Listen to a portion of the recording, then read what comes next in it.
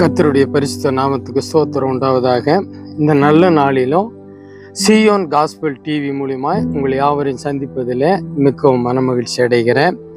அப்படியா ஸ்தோத்திரம். அந்த டிவியின் மூலியமாய் கர்த்தருடைய செய்தியை அநேகருக்கு கொண்டு செல்ல கர்த்தர் கிருபை பாராட்டி இருப்பதற்காக கர்த்தருக்கு நாம் நன்றி செலுத்துவோம். அப்படியாக நாம் வேதத்திலிருந்து ஒரு சில காரியங்களை நாம் இந்த செய்தியின் மூலியமா நம்ம தியானிக்கலாம். சோத்திரம். அநேக நேரங்கள்ல நாம் கர்த்தருக்கு உண்மையா இருக்கிறோம். உண்மையா இருக்கிற நாட்கள்ல பார்க்கும்போது நமக்கு ஒரு சில நேரங்கள்ல நமக்கு கர்த்தர் நல்ல ஆசீர்வாதங்களை தருகிறார். சோத்திரம். அதே சமயத்துல சில நேரங்கள்ல நமக்கு சில பிரச்சனைகள் உருவாவது உண்டு. அதே மாதிரி சில நேரங்கள்ல அந்த பிரச்சனையின் மத்தியில நாம் கர்த்தர் இடத்துல கேட்கும் பொழுது கர்த்தர் அதை நமக்கு நன்மையாய் முடிசூட்டி தருகிறார். அப்போ வேதத்துல இது குறித்து ஆதாரமாய் நாம் பார்க்கும் பொழுது 2 ராஜாக்கள் 4ஆம் அதிகாரத்துல சுனேமியால் என்ற ஒரு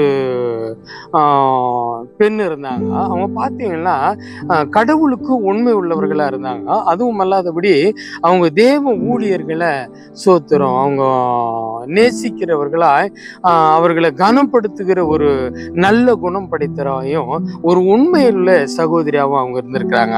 அப்ப அங்க வசனத்துல பார்க்க முடியுதுங்க. 2 ராஜாக்கள் 4ஆம் அதிகாரம் 9ஆம் வசனம். அவள் தன் புருஷனை நோக்கி, இதோ நம்மிடத்தில் எப்போதும் வந்து போகிற தேவனுடைய மனுஷனுடைய மனுஷனாகிய இவர் பரிசுத்தவான் என்று காண்கிறேன். நாம் மெத்தையின் மேல் ஒரு சிறிய அறை வீட்டை கட்டி அதில் அவருக்கு ஒரு கட்டிலையும் மேஜையும் நாற்களையும் குத்து விளக்கையும் வைப்போம். அவர் நம்மிடத்தில் வரும்போது அங்கே தங்கலாம் என்றாள்.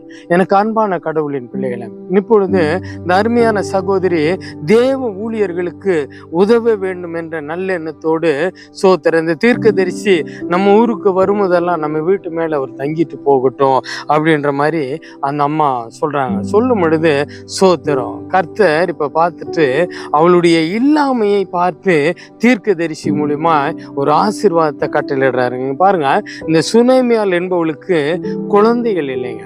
ஆனாலும் இந்த சகோதரி போய் அந்த ஊழியக்கார்ட்ட எனக்கு குழந்தைங்க இல்லை, எனக்காக ஜெபம் பண்ணுங்க அப்படியெல்லாம் சொல்லலைங்க. இவங்க உண்மையா இருந்தாங்க. அப்ப என்ன நடக்குதுன்னு பாத்தீங்கன்னா, இங்க வேதத்துல 2 ராஜாக்கள் 4ஆம் அதிகாரம் 14ஆம் வசனத்திலிருந்து ஒரு சில வசனங்களை நான் உங்களுக்கு வாசிக்கிறேன் பாருங்க. சோத்திரம்.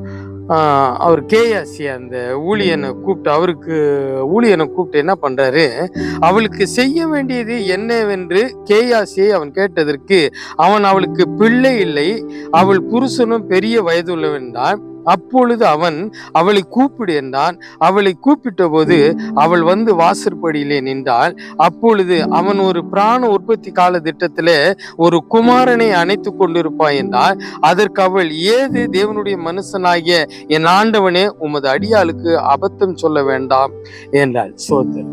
அப்போ அந்த தீர்க்கதரிசி சொல்லும் பொழுது அந்த பெண் என்ன சொல்றாங்க பாருங்க, எனக்கு நீங்க அபத்தம் சொல்ல வேண்டாம், எனக்கு பிள்ளை இல்லை, எல்லாமே எனக்கு இருக்குது, ஆனா நீங்க இந்த நாட்கள்ல எனக்கு அபத்தம் சொல்ல வேண்டாம்னு அந்த வார்த்தையை சொல்லும் பொழுது அங்கே சோத்திரம் தீர்க்கதரிசி சொல்றது, அந்த ஸ்திரீ கர்ப்பம் தரித்து எலிசா தன்னோடு சொன்னபடி ஒரு உற்பத்தி கால திட்டத்துல ஒரு குமாரனை பெற்றார். எனக்கு அன்பான கடவுளின் பிள்ளைகளை சோத்திரம். ஒருவேளை நமக்கு கடவுளுக்கு நாம் உண்மையுள்ள பிள்ளைகளா இருக்கும்போது கர்த்தர் நம் குறைவுகளை நிறைவாக்க வல்லவரா இருக்கிறாருங்க.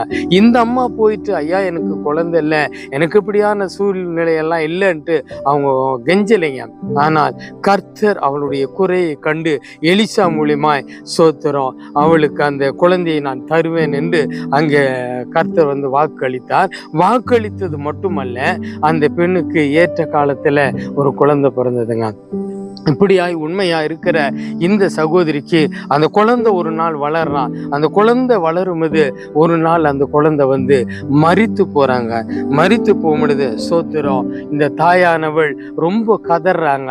ரொம்ப கதறிட்டு, ஆனால் யாருக்கிட்டையும் எதையும் சொல்லாதபடி இந்த எலிசாவிட்ட நான் போய் எனக்கு புள்ள இந்த மாதிரி குழந்தை இல்லை, ஆண்டவர்கிட்ட கேட்டு எனக்கு ஒரு குழந்தை வரம் வாங்கி கொடுங்க அப்படின்னு எல்லாம் நான் கேட்கலையே, நான் போய் கேட்பேன்ட்டு எலிசாட்ட போய் அவங்க உரிமையோட முறையிடுறாங்க.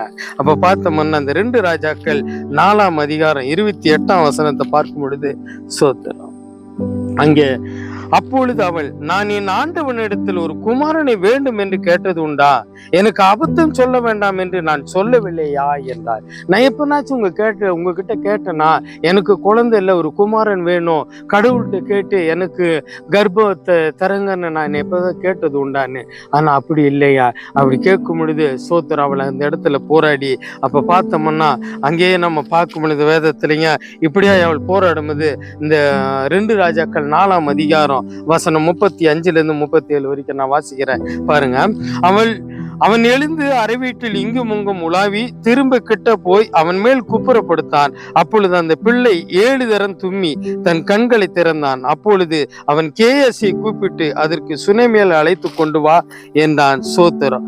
அப்படியே அவளை அழைத்து கொண்டு வந்தாள். அவள் அவளிடத்தில் வந்தபோது அவன், உன் குமாரனை எடுத்துக்கொண்டு போ என்றான். அப்பொழுது அவள் உள்ளே போய் அவன் பாதத்தில் விழுந்து தரை மட்டும் பணிந்து உன் குமாரனை எடுத்துக்கொண்டு வெளியே போனாள்.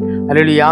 எனக்கு அன்பான கடவுளின் பிள்ளைகளை, சோத்திரம். இந்த எலிசாவின் இடத்துல போய் இந்த தாயானவள் கேட்கும் பொழுது சோத்திரம், அப்படியே எலிசா வந்து கேயாசி அனுப்புவார். அதெல்லாம் கேயாசி எல்லாம் தேவையில்லை, நீங்க தானே சொன்னீங்க, நீங்க வாங்கன்னு அந்த ஊழியக்காரனை வற்புறுத்தி கூப்பிடும் பொழுது அப்படியே எலிசா வந்து அந்த குழந்தையை சுகப்படுத்தி அந்த குழந்தைய மரித்து போன குழந்தைய உயிரோடு எழுப்பி கொடுத்தார். எனக்கு அன்பான கடவுளின் பிள்ளைகளை, இந்த நல்ல நாள்ல கூடங்க நாமும் கடவுளிடத்துல உண்மையா இருக்கும் பொழுது கடவுள் பலவிதமான ஆசீர்வாதங்களை நமக்கு கொடுக்க வல்லவரா இருக்கிறாருங்க. இந்த ஆசீர்வாதங்கள் கொடுக்கும் பொழுது ஒரு சில நேரங்களில இந்த ஆசீர்வாதத்துக்கு நமக்கு ஒரு சில பிரச்சனைகள் ஏற்படலாங்க.